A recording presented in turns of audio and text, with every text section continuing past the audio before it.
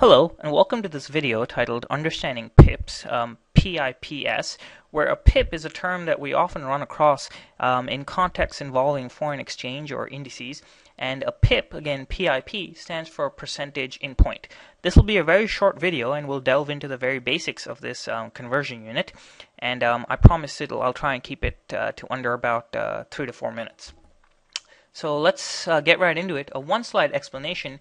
A pip, percentage in point, represents just a unit of change in any given foreign exchange index.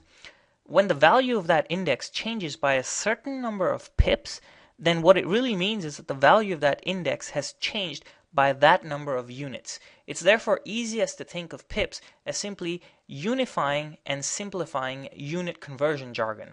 And we'll get back to these why we've included these terms unifying and simplifying in just a couple of minutes. Important to note, changes hold with respect to direction, which is to say if there's an increase by a certain number of pips, there's actually an increase in the value of that index. And by the same token, if there's a decrease in the by a number of pips, then there's also a decrease in the value of that index.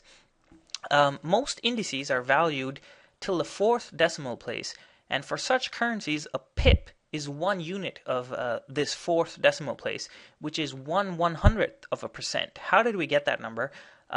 Fourth decimal place, let's say we have 0.0001. If we multiply that times 100 to try and convert it to a percentage, we get 0.01, which is the same as saying 1 over 100, and therefore it's 1 over 100th of a percent. That's where that number came from. Therefore, it's easier to talk about things in terms of pips, which are nice whole numbers, that's as opposed to decimal places or fractions to the fourth place. One thing of note, pips should not be confused with the concept of tick size. For those of you who aren't familiar with this concept, a tick size represents the smallest possible change in an index, which is very different from a pip. So to fully understand this explanation, it's best to do a quick example.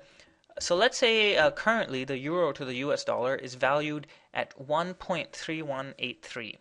Now tomorrow perhaps the value is going to be 1.3175, and therefore there was a fall of 0.0008, which is just tomorrow's value subtracted from today's value. Now, if a change of 0.0001 is 1 pip, and we saw that in our last slide, then the change of 0.0008 is just 8 pips, which is the change that we have times the value of 1 pip.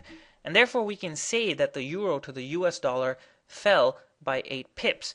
Therefore, the information that's conveyed by using the concept of pips is exactly the same as if we had actually used values. It's just simpler to talk in terms of pips. We don't have to deal with things to the fourth decimal place. At the same time, remember on the previous slide we mentioned that it was unifying? It's unifying in the sense because not all indices are priced at the fourth decimal place. An example of this being the Japanese yen, which I believe is priced at the second decimal place. But we can talk about the Japanese yen also in terms of pips.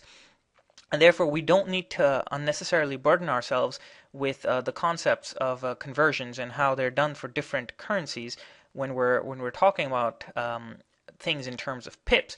And therefore, it's also a unifying mechanism to talk about different indices using the same exact terminology. So once again, when we describe things in terms of pips, we're just talking about a unit of conversion. The information that's conveyed is exactly the same. And I think that concludes our video. It's like I said, it was going to be a very short video to begin with.